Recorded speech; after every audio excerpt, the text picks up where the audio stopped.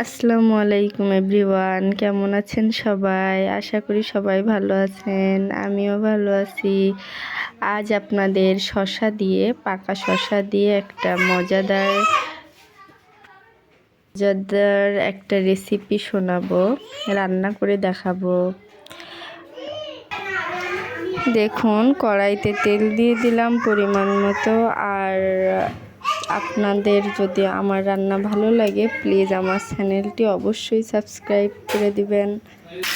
তারপর কিছু পেঁয়াজ বাটা, অল্প পরিমাণে রসুন, অল্প কিছু কাঁচামরিচ, অল্প পরিমাণে জিরা বেটে নিলাম। এটা তেলে দিয়ে একটু কষিয়ে নিলাম।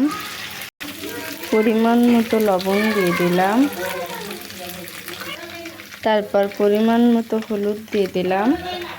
তারপরে মশলার ভিতর কিছু মসুরের ডাউল দিয়ে দিলাম।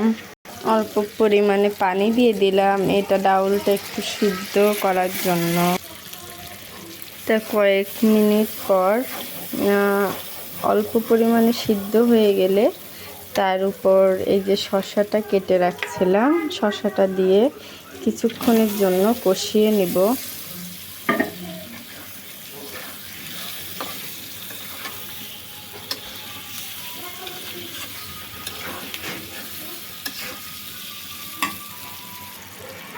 এইভাবে 5-6 মিনিট ধরে কষাতে থাকবো।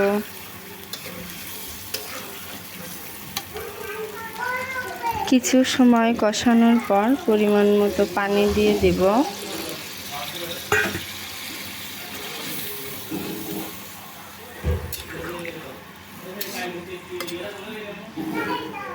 তারপর এটা কিছু সময়ের জন্য ঢেকে দিব।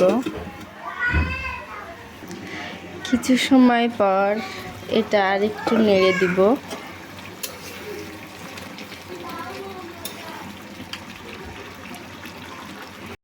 দেখুন, তরকারিটা প্রায় হয়ে গেছে।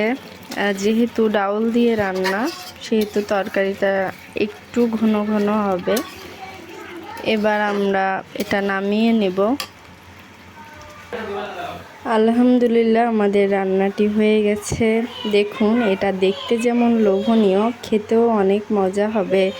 আপনারা চাইলে এটা বাসায় ট্রাই করতে পারেন। আর অবশ্যই আমার চ্যানেলটি সাবস্ক্রাইব করে দিবেন। ভালো লাগলে লাইক দিয়ে দিবেন, কমেন্ট করবেন। সবাই ভালো থাকেন। আল্লাহ হাফেজ।